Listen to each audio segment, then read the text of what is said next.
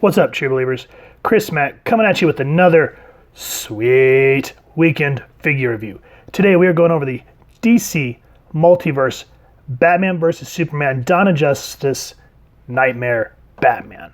And I gotta say, guys, I really am liking what I'm seeing with this figure thus far. Before I picked this one up, I was really looking at that dynamic action one, but I saw that it was 8 inches tall, which kind of scales over all my other figures.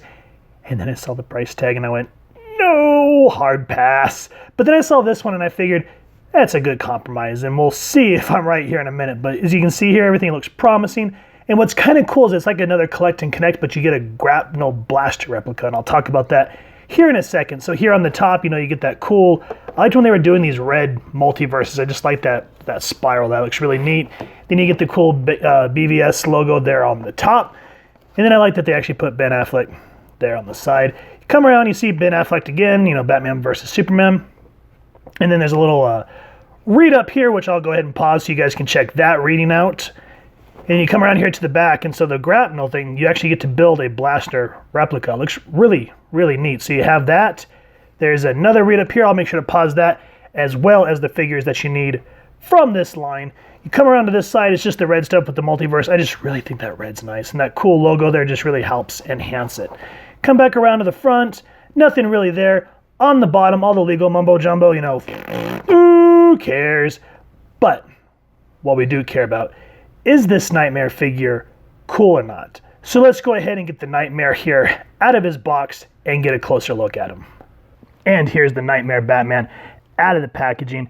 And as you can see, looks relatively cool once you start working on the pose. Now, as I say, whenever you get a new figure, please first and foremost warm your figure up.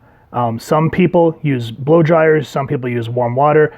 I have a giant space heater that I use. I just put them in front of it for about a minute or so because you don't want to set the figure on fire. You just want to loosen up those joints so you can start getting the posability. Like, I did not know he had a knee bend until I loosened it up. I saw the joint on the back of the knee, but it wasn't going, so I just put him there for a while. Same thing with the coat because it goes around his legs. I just warmed it up, got it in the pose I wanted, and then just left him there for a little bit for it to cool down. And as you see, once you do that, you have a really awesome looking piece. And I'm glad that I picked it up. Been looking for a Nightmare Batman. I normally don't follow the movie figures, but this was one of those ones that was just something special. And like I said, the other one was just way too much out of my price range at the time. So now we've had a moment to gush over this. Let's get a closer look at Bruce Wayne and all of his articulation and stuff that's good, and the stuff that's the bad. As I just mentioned a moment ago, I'm not big on movie figures because when I buy action figures, I want them to kind of match the comic books. But the Nightmare Batman was just too cool of a figure to pass up. The appearance of this one was Zack Snyder's Batman versus Superman, where he's kind of having this dream of this post-apocalyptic world, and you get the nice little, hint of the Omega symbol of Darkseid and an apocalypse, which is really cool. So I'm glad that we got this figure. Now for accessories, he comes with this cool little headband that we saw a minute ago on his face.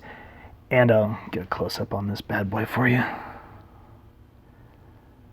I like that it kind of has this militaristic kind of gunmetal, well, not gunmetal, but a little bit of gray. Sorry, I'm having a hard time getting a focus on that bad boy. But yeah, the gray on there is cool. I like the black.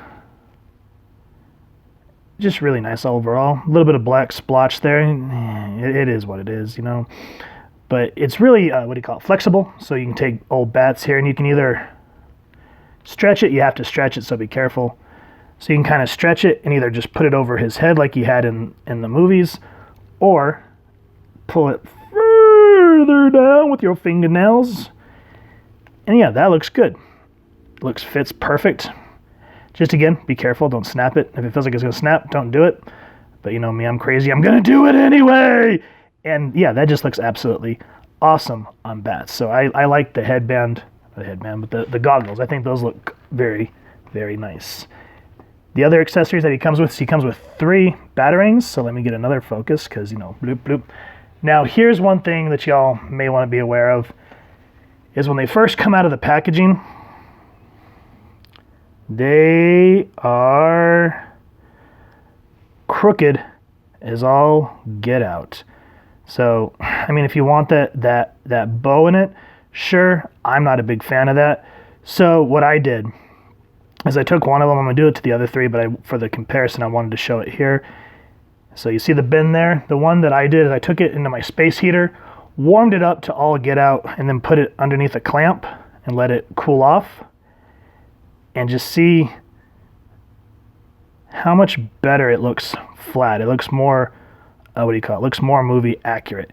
And I just like that little bit of that line in there that goes all across the bat symbol. I think that looks great. And of course, you know, the bat logo to it.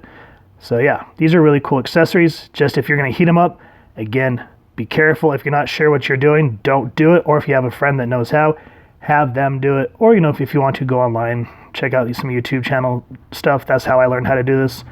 So I'm glad that we have these accessories. I kind of wish he came with a gun, because in the movie, when he gets attacked by the parademons and the Batman cultists, he busts out a machine gun and just starts blowing them all away. Now, speaking of which, if you have like a Punisher figure, Deadpool figure, or in my case, what I did is I took the minigun, I can't remember what this is called off the top of my head, SMG, I think. I took this from the Grim Knight from the McFarlane line. As you can see, Bats already has a trigger hand. Let me get a focus for you guys, because this thing's just bloop, bloop, going out of depth.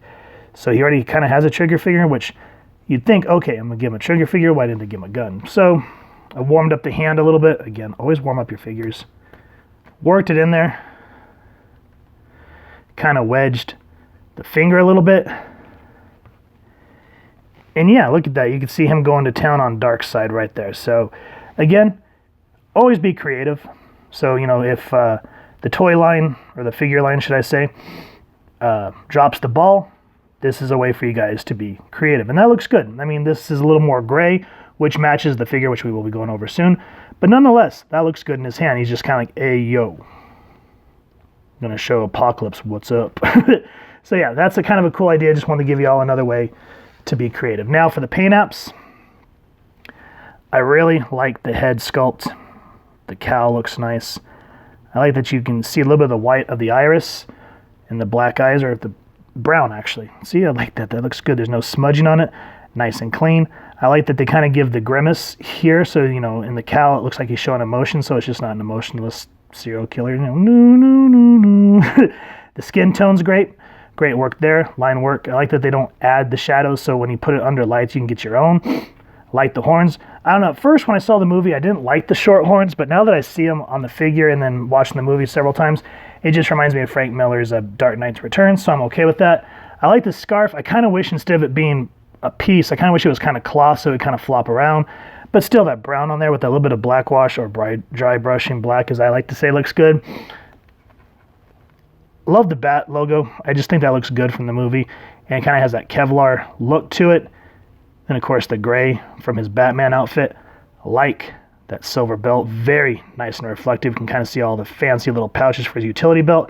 I'm glad that they kind of gave him that sort of ammo clip belt, even though nothing's on it. It'd been kind of cool if they gave like some gun clips or just something, you know what I mean? Or a place to store the Batarangs, but then again, I'm a sucker for storage. Now the pants, as you can see, are a different tone. But I think that's supposed to do with kind of the post-apocalyptic look, so you kind of get a darker gray there. So these are more, you know, like paramilitary pants. I like the pouches, looks good. Like the belts on the legs. Again, it'd be kind of neat if they gave him a gun and put like a holster on there. That would have been nice. Like these black boots.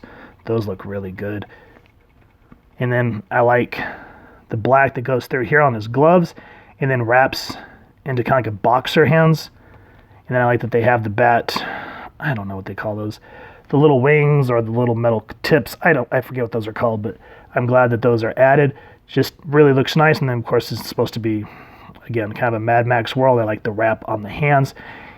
And then saving the best for last, what really drew me to this outfit, and I know it's kind of like really, but the coat, man, the coat. I like the black here, like he's had some fire, you know, like some explosions or fire damage. I kind of wish they would have added more across the whole, the whole trench coat to make it look more post-apocalyptic, but hey, what are you going to do? You don't know why the choices. I'm glad that they add the buttons, the flaps to the coats, the neck, the collar. I'm glad that they added the little ripples. That looks nice. So the attention to details are nice. I give that 100%. There's really no problem there when it comes to attention to detail, but what's coming up is what really bugs me about this figure. As I just stated a moment ago, where this figure starts to lose me is definitely in the articulation. So let's go ahead and start with the head, kind of get a focus because reasons. So his head can kind of look down about that much, and there's no real upper looking. Even though his head's on a ball joint and you can kind of see that there's movement, yeah, that's all you can do. And it's kind of like, same thing here, you can kind of twist it. You have to kind of fight the coat a little bit, but you can get him look that way, that much, that way, that much, arm spin. 360, both can go out this much, and then if you spin that up that way, kind of the same thing there. He does kind of have an upper bicep swivel right there. And then what kills me is, look at how much bend, not even a full 90 degrees. That's it. That's the extent of the arm. You're just kind of like, oh, come on. And then same thing with the hands. So they can spin 360 there, but there is no pivot on the wrists. So you can't go up and down like you can on these newer figures. So you're just like, dang it. Come on, Mattel, you're killing us. Same thing with the ab crunch. So even though he has one, even though he's already kind of hunched over, you can't really get him to bend over anymore. And about that much back. So it's kind of like, if you're not going to let him do it, then why even put that there? You know what I mean? Yeah. Legs, surprisingly very well out. So he's kind of on, I don't know if you want to call it a butterfly joint or what have you. I forget what that type of joint's called. But yeah, far that way, which is really good. Can kick out about that much. And then if you fight the coat, about that much out that way. Not too bad. His knees do bend here. So it's a single jointed knee. Single joints. The bane of my existence. He does have a thigh swivel, thankfully. No boot cut, just at the thigh. And then his feet can go down that much, that high. And then no ankle pivots, come on! So when you're going to do poses, you have to kind of really mess with the thigh cut and the way that he bends out sideways so you can get a little bit of motion. But yeah, I feel like not DC, but Mattel had the opportunity to make a really cool posable figure, and it's just sort of like they dropped the ball. So it is what it is. For size comparisons, here's the DC Jim Lee cel-shaded series Batman, the DC designer Greg Capullo. Here's the DC Mattel Alfred and the Mattel Joker. And as you can see, all these figures scale very well. They all kind of sit around the 6 1/4 to 6.5 inch mark. So all these characters, if you put them on a shelf, they're going to look very well together. As you can see, the designer series is a lot more articulated, surprisingly, as is the Alfred and the Joker. This one, as we saw, I really wish Mattel would have put a little more thought into it, but it is what it is. I wish you could do more, you know what I mean? But nonetheless, all these Batman and his allies are going to look absolutely amazing. What do you guys think? I really want to hear your thoughts down in the comments below. And because Scott Snyder was teasing at the appearance of Darkseid in that nightmare scene, here's the Injustice Gods Storm's Collectibles Darkseid. And I love this figure. I can't wait till we can go over it. But just for some size comparisons, you can see how big this Mamma Jamma is compared to this 6 1/4 Mattel figure.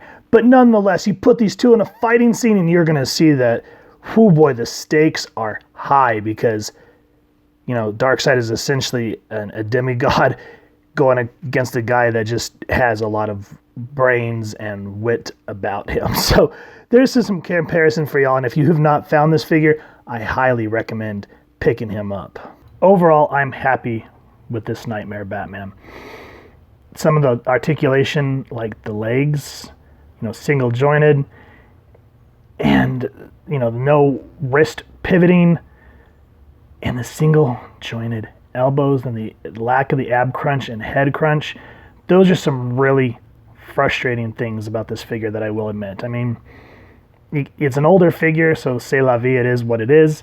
I just wish it'd be kind of neat if McFarlane would release a new Knightmare Batman, because the idea that Scott Snyder came up with this is a really neat post-apocalyptic kind of Mad Max Batman. Now, also, I want to point out, as you see here, he does have a trigger hand. I kind of wish that he came with a gun, because he does use 2 guns in the movie as the parademons and the Superman cultists are attacking him. That would have been a neat little addition. But this gun right here is part of the McFarlane's Grim Knight. So if you have that figure, or like a Punisher figure, or a Deadpool figure, or a Gwenpool figure, etc., so forth, that will fit in there. And as you see, the finger fits in just fine. Just like I said, warm up your figure first, get the joints loose so you don't snap stuff, because that's always a danger that I've learned the hard way, you know what I mean? So yeah, overall, I'd give this about a 6 out of 10. The 4 points off because of the lack of articulation. Again, older figure, still kind of, I guess they're finding their way. And I wish you would have gotten an open hand to swap out there. I hate that you only get one open hand. That is just, frustrating. Had that same problem with the Deathstroke. But anyway, overall, love this figure. And if you guys have enjoyed what you've seen, please first and foremost support your local comic shop and see if they can get this in stock for you. If not, then secondary market, you never know who's going to have it out there. And if you've enjoyed this review, we really would appreciate if you take a minute to hit like, share, and subscribe. Helps the club channel more than you could possibly know. And if you wouldn't mind hitting that fancy little bat bell next to subscribe, that way as we continue to upload content, you guys can come to the channel. Love to chat with y'all down in the comments below, or on our social media pages, which I'll make sure to leave the links down in the description below. So stand by, photo slideshow coming up next. And with all that said, I hope you all continue to have an absolutely amazing day reading, and happy hunting, true believers.